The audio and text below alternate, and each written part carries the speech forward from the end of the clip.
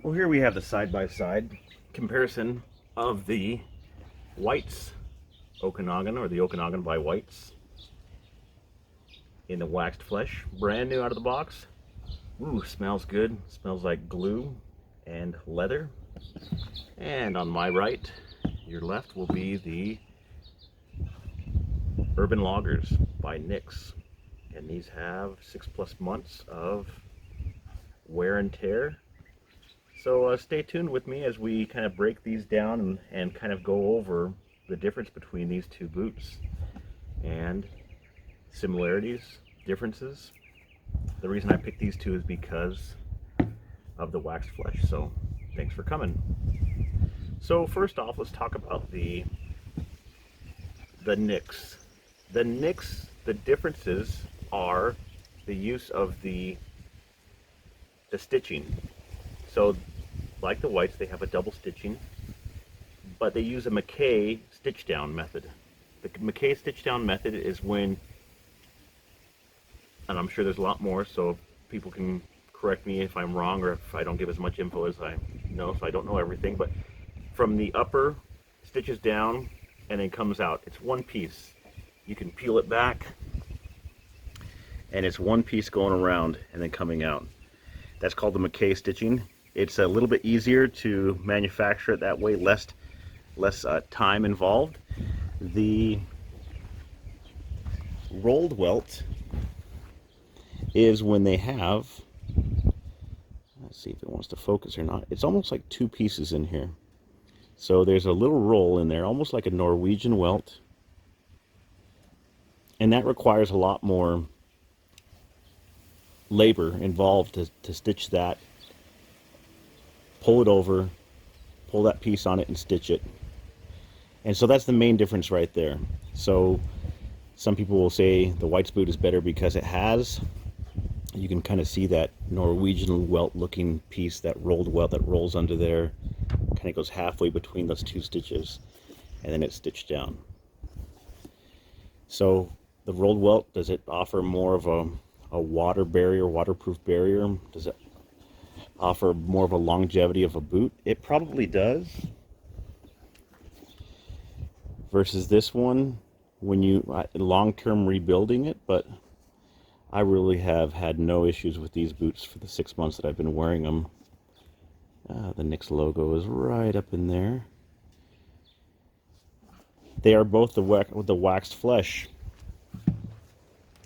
When I called both Nix and Whites today, Hannah over at Whites mentioned that this is from Horween, and she said it is a 7 to 8 ounce weight waxed flesh. When I called Rebecca, interesting, some really based people up in the Northwest there, Rebecca and Hannah, good names. I have a daughter named Hannah. She said that this is a Horween waxed flesh also, and she said this was 5 to 7. But when I go side by side, when I first handled them, I thought that the Nix seemed heavier than the Whites. Now that could be a couple factors because I've worn these and the fibers have kind of loosened up, taken on moisture from my feet, and thus they feel heavier. So side by side, if they were brand new, fresh leather out of the box, they might feel similar, but they do. You can kind of look at the old pictures, the old videos that I've done of this boot, and it's going to be very similar to this. So side by side, I'd venture to say that it's the same leather. The only main difference I see is the pole loop. It seems, maybe they use a lighter leather, I don't know, it seems thinner, but not thinner to where it's going to compromise anything, versus the pole loop there just seems thicker.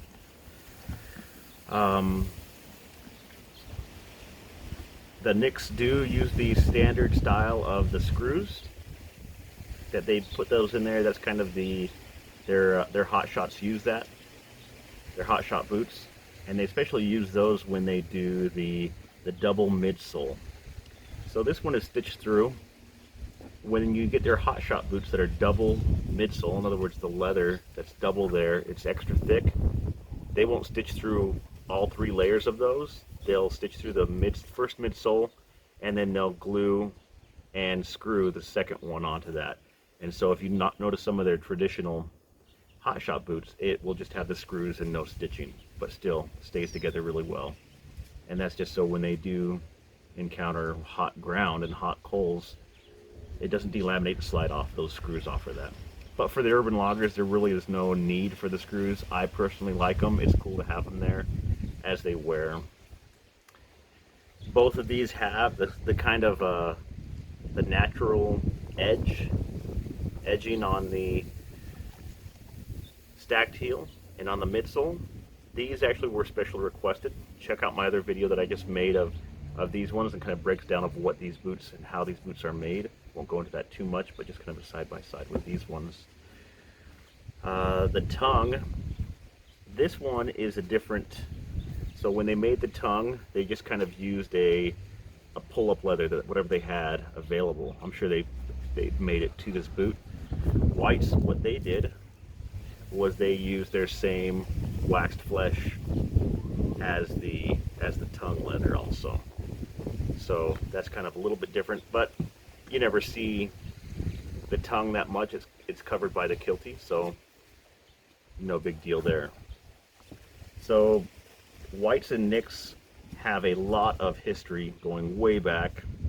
Whites being the older boots, Nicks being the gentleman who broke off in the 60s from Whites to make his own company. Nicks is still owned and operated by American, owned and operated. Whites sold out years ago to the company that owns Danner, ABC Shoe Mart out of Japan. So it is owned technically by a foreign company, but everything is made here. To what I've seen, I don't think much has changed. I've talked to a few bootmakers up in there, and they say that Whites still has a really good reputation for what they make.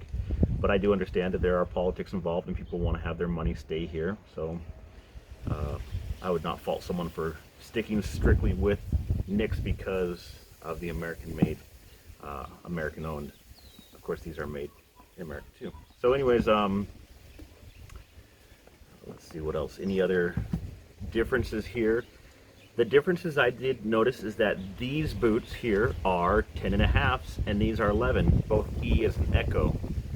And when you slide them up together, heel to heel, toe to toe, it's like right there.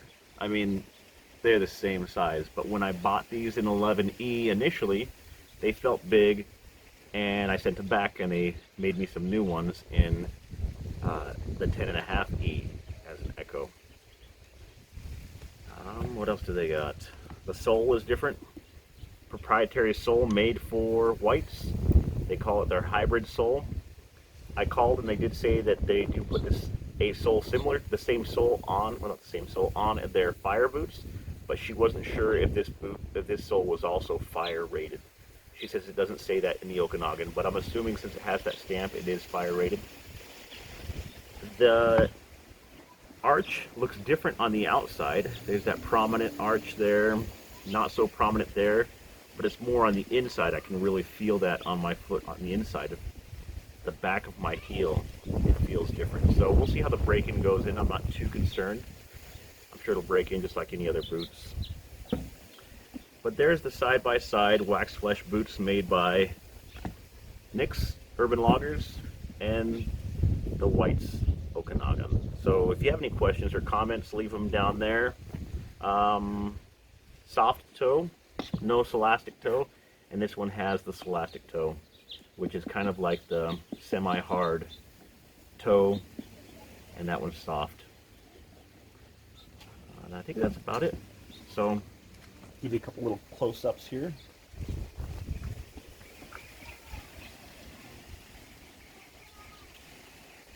The old school Whites logo, that always looks nice. That sole looks very similar to the Vibram Sierra sole. If you're familiar with a lot of the Danner boots, they do make a Sierra sole that's like this, but it is a little bit different. They don't have quite as many lugs on the inside, and what looks like Whites just wanted to have their own. Which would have been nice if they did Vibram, but like bi whites, or like have whites in there with bi Vibram. It would have been cool to do that. Maybe that was just too much for them. But also the heel, the stacked heel. The stacked heel does look like it's a little bit squished there. Maybe there's a couple extra pieces. But stitching looks good. No hooks, only eyelets. That was this boot is only made in this format. You can't special request this, but you can special request the cruiser and make the cruiser to however you want. So I'm assuming you could make a cruiser with this sole and then with eyelets and toe cap in this leather, then it'd be called the cruiser and not the Okanogan, but it would be very similar. So maybe you'd go that route if you wanted a customized boot.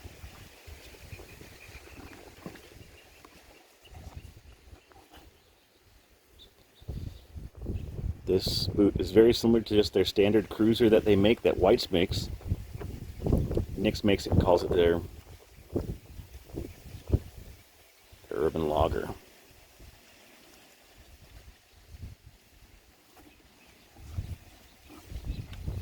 I expect the whites to look very similar to this as it breaks in. The leather is, in my opinion, the same leather. They might get different batches, or maybe they have a certain request for a different size or different thickness, weight.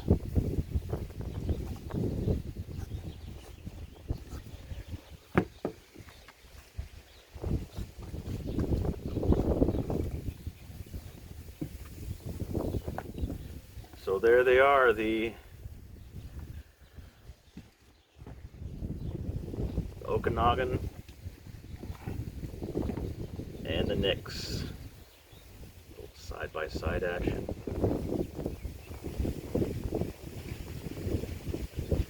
Hope you enjoyed this little walkthrough. If you have any questions or comments, please leave them in the subject below. Like, comment, and subscribe. Share this video. Have a wonderful afternoon. Adios.